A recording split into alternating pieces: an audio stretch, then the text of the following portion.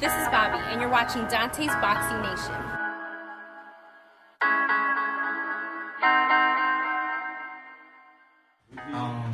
22 months in the making for this. I told you won't see the best Keith Thurman, but you will see a world-class performance. I want to thank God. I want to thank my team, Al, Fox. This was a great night of boxing, and like I said before this fight happened, Keith one-time Thurman will make boxing great again. All right, open it up for questions. Just say your name and your outlet. How you doing, Coach Anthony here with Behind the Gloves. Couple questions. First one is, did the shoulder feel good tonight when you were in there? So, very easy answer. My shoulder was never a problem. That was a false article. Don't know who wrote the article about the shoulder. I've been asked about the shoulder multiple times. I haven't had a shoulder injury or shoulder dilemma for multiple years. So we're talking about 5 years or so. So it was an elbow surgery, which the elbow was absolutely okay. And then I had my left hand that was injured that kept me out of last year. So like I said, simple answer. Okay, so how did it feel? He kept his chin down, he kept his forehead out. I busted his nose, but constantly hitting a man in the forehead can hurt your hands. So my hands are a little swollen today, but I believe that they should be okay. Right here, Keith. Keith, Josh Cole for the Fight Hub TV. Two questions. What surprised you the most tonight about Jose Lopez? And we know you just had a tough 12 rounds, but is Pacquiao somewhere in the back of your mind as your next fight? Definitely, first thing is rest, recuperation, being looked at by the doctors because of some of the swelling in my hands. The doctor in the back said that I'm gonna need an x-ray for clearance, which is just mandatory, nothing special. I don't expect anything really crazy to pop up. And they gave me a 30-day suspension, but you know how champions are, I wasn't gonna fight 30 days later, so everything is normal. Later this year, if that fight presents itself, I would definitely be open for negotiations and would love an opportunity to fight a legend. Give your thoughts about the overall way you felt as far as back in the ring after 22 months, about maybe your timing, your speed, your rhythm. Did you feel like you'd been out of the ring for any quantity of time? A little bit. There was a little insecurity of taking risk. Obviously, my opponent had no problem taking risks tonight, right? He was swinging wild, he was swinging openly, and I was trying to stay more basic and fundamental. I've always told you guys that I will find a way to win. I'm very methodical in the ring. I thought that, because he was throwing big, he was looking for all the dangerous shots. I figured I'd point him, try to land some body shots, see what I can get in, but those straight punches, his defense wasn't really up for that. My movement, the jab, some of my rhythm and timing was exactly what I wanted it to be. I possibly did underestimate him a little bit in preparation for this fight, knowing that I'm favored, knowing that my skills are tremendous. I could have done a little bit more strength work. I didn't bring my aunt into this training camp. We did create a knockdown. I did feel like he had to respect my power from time to time, but just being a game fighter, like I've been saying all week, and an opportunity to become champion of the world. He had nothing to lose, everything to gain, and he gave me a great fight tonight. One other question for you, Keith, about that. When you knocked him down in the second round, did you think you were going to get him out of there at that point, or did you feel like he still had, his legs under him, so to speak, when he got up?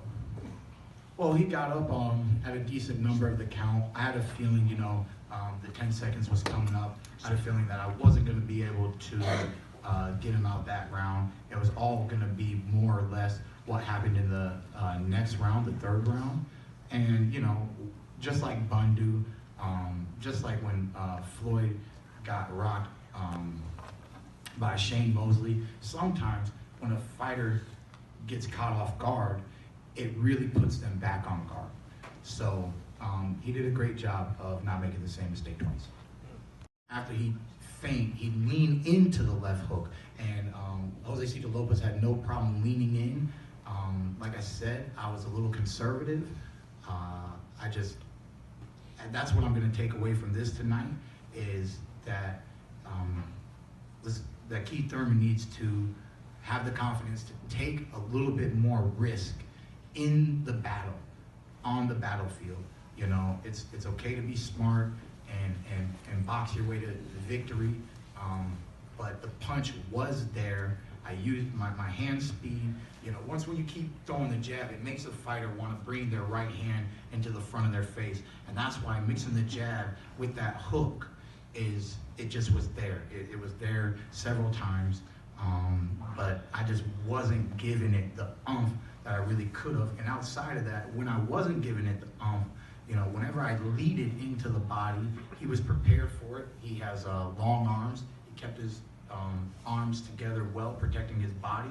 I think when I was doubling up the hook to the head and landing some of those hooks to the head, instead of going body head, I could have went head body. And you know, 22 months out of the game, like I said, a little overconfident, but you live and you learn. You go back to the drawing board, and we're gonna stay champion, and we're gonna, you know, Black History Month is coming up, so I'm gonna show you how great I am. Shout out to Muhammad Ali. Terrence Crawford and Amir Khan, do they fit anywhere in that picture? You know, this is a get back year, and I think the greatest accomplishment that I can do to get back is to get back to my original status, being the unified welterweight champion of the world. What else is there to get back to? Yes, there's some other competition out there, but I'm pretty sure, you know, with no disrespect, you don't know what it feels like to be champion of the world. You don't know what it feels like to have 2 world titles and then reach your highest peak and then have to put yourself back at 1 title. 23 years in the game, and we just would like to reestablish the accomplishments that we've already achieved. So, you know, with that said, Crawford's going to be around in the future. Right here. Keith, Chris Glover, Trinity Group Media. Congratulations on a performance tonight. Just my only question is, there's been a lot of names banded around just tonight. In an ideal world, who would you want next, and when and where would you want it? Do you want to get back into big fights, pay-per-view level fights straight away? Well, you know, all I want to do is stay active, stay healthy, and really, like I said, restate my position at 147 at the top of the sport of boxing. When Keith Thurman fought Sean Porter on Showtime, it was Showtime's fight of the year. It was here in Brooklyn. It was a tremendous fight, you know. Sean Porter and Danny Garcia both wanted rematches with Keith Thurman. Now, I was injured. I gave up a world title so that they can fight and it can hold purpose and that there be merit in the battle. So Sean Porter was the winner of that fight. And I would love to give him that opportunity that I believe he deserves in a rematch. Obviously, he needs to defeat Ugas. Ugas is also a game fighter. He's not nobody to just bat an eye over. He could possibly create an upset. There was glimpses of an upset being created tonight. Boxing is a beautiful yet brutal sport. You cannot overlook any opponents at any time. You cannot reach too far into the future. So we will see what my team decides, what opportunities present themselves in the up and coming months. And when we are slowly getting into negotiations, you all will be some of the first people to hear about it.